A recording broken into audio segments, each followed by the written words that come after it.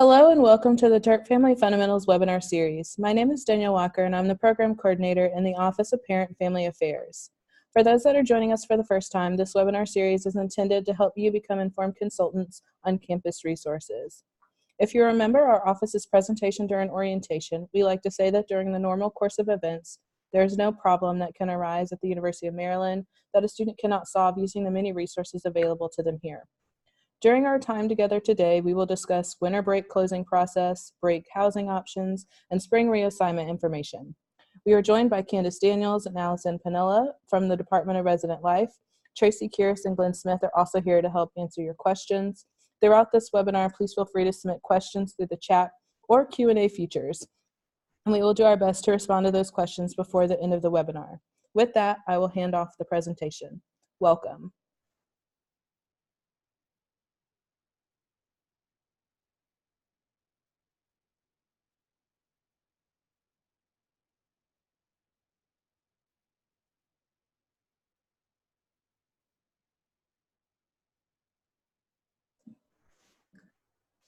All right, it seems like we're having some technical difficulties, so just bear with us 1 second.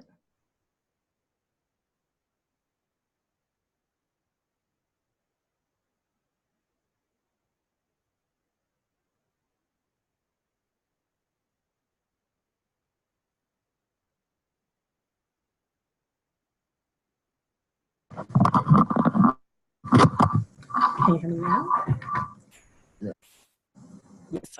Okay, thank you all for your patience as we dealt with that minor technical difficulty. But again, welcome. Winter is coming and our residence halls are closing. We're so glad that you are joining us today to learn more about our winter breaks facts.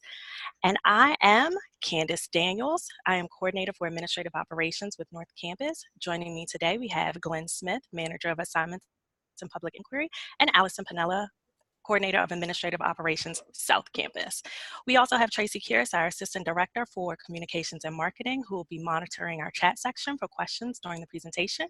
So if you all are ready, we'll jump right in. This webinar, we will cover the following information: important winter break closing and opening dates, winter break housing options to include when and how to request winter break housing, our spring reassignment process, and our fall 2020 housing outlook. A quick note during this presentation, we will do our best to answer questions you pose in the chat section. However, we will have time at the end of the presentation for you to ask us any additional questions. So now we can get started. Let me first say that we have a summary of dates that we'll review as a slide towards the end of our presentation, so there's no need to capture them now. But our first important date that we want everyone to be aware of is Tuesday, December 17th, because at 7 p.m. we will close all of our residence halls. Now, I know some of you are wondering why we close our residence halls at 7 p.m., and that's a great question. Specifically for winter break, we close our halls at 7 p.m. because a majority of our residents will have finished their finals long before 7 p.m. on Tuesday. So many, in fact, that we have a clause that technically residents should plan to leave the halls within 24 hours of their last final exam. But at the very latest, 7 p.m. on Tuesday, December 17th. We do recognize that there are a handful of individuals that will have finals close to that closing time, but fear not, we have an extended stay option available for them that my colleague will discuss in a moment. Otherwise, again, our halls will close at 7 p.m. on Tuesday, December 17th. The next important date you'll want to be aware of is Saturday, January 25th, which is when we'll reopen for the spring semester. For any of our new to housing students or parents joining us for this presentation, your arrival time is 10 a.m. on Saturday. Returning students, we're asking that you give our new students a few hours to get here and get situated and arrive anytime after 12 noon. For context, here's a few additional dates to be aware of as they pertain to our residence halls opening and closings. The South Campus Diner will close at 3 p.m. on Tuesday, December 17th, while the North Campus Diner will remain open an additional hour and close at 4 p.m. Two of our three major dining halls will reopen for the spring semester on Saturday, January 25th at 4 p.m. The third will resume normal operations Sunday, January 26th.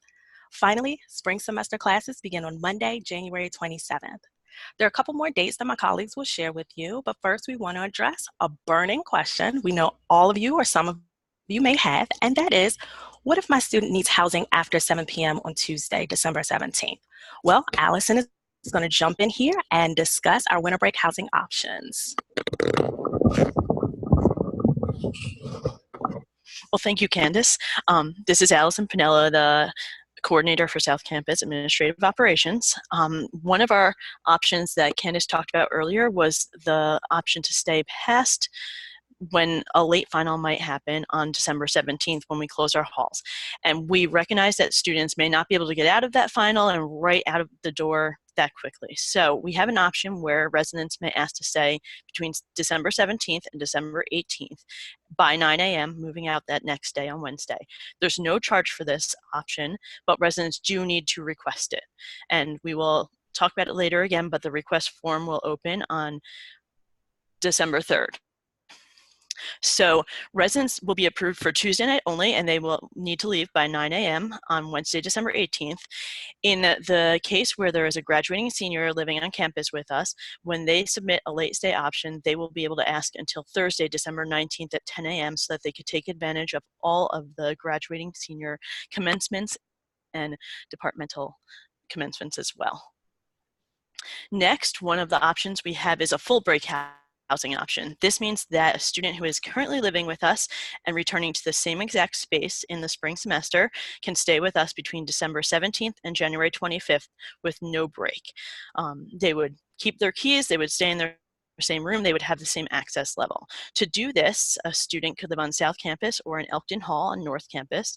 The charge to their student account would be $727.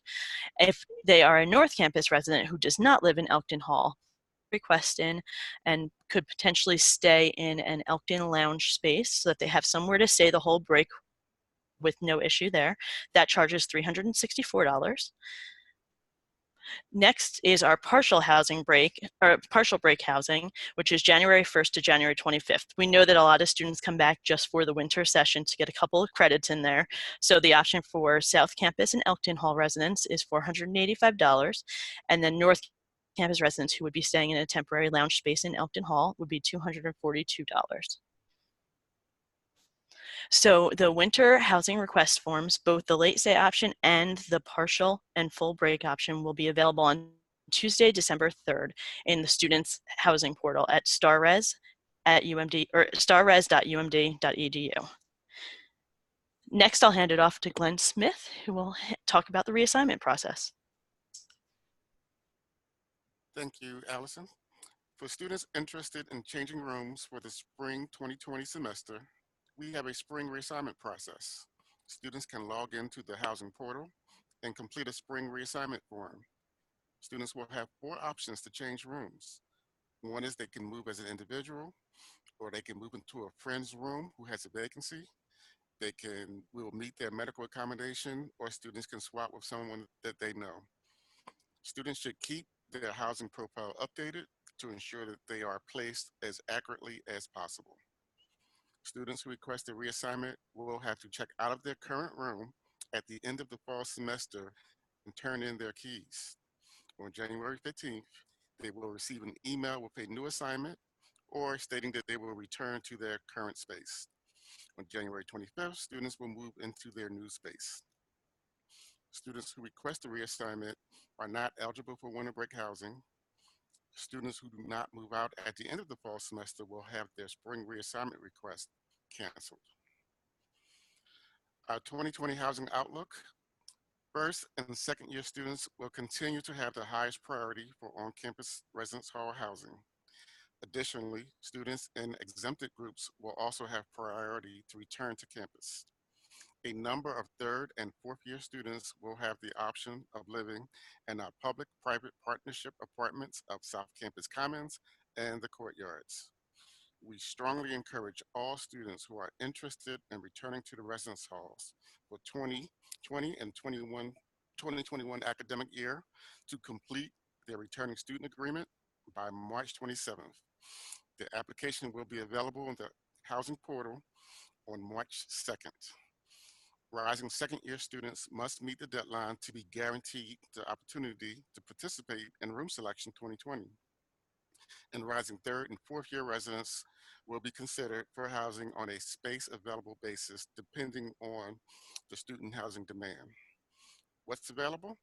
Students will be able to choose from suites, apartments, semi-suites, traditional singles, traditional doubles, traditional triples, and traditional quads. Historically, students will form groups of four if they're interested in a semi-suite in Oakland Hall or Prince Frederick Hall, or if they can form groups of 4 through 6 if they're interested in suites within the South Hill community, or apartments, which are in the South Hill community as well as Leonardtown community. Someone also posed a question regarding students who are in our fraternity and sorority housing. The contact for those housing is Robert Nichols. His direct phone number is 301-314-1987, or by email rnichols@umd.edu. And now I'll turn the presentation back to Candace. Thank you, Glenn. As promised, here are a list of our important dates. If you want to spend a few moments to jot them down, we'll give you about 1 minute to kind of capture this. My favorite thing to do is just to pull out my phone and take a picture of it. But I also want to make you aware that this presentation, like stated at the beginning, will be posted on our website. And we're going to change the slide here right before we take questions. This is where the information will be available starting on December 2nd, along with a link to this presentation. So if you've missed any part of the presentation or you want to go back and grab Mr. Nichols' information, you're more than welcome to rejoin the presentation, not rejoin, but view the recording on our website. So now we feel free to unmute your mic and ask us questions verbally or type your questions in the chat section, and we'll do our best to answer all questions we received.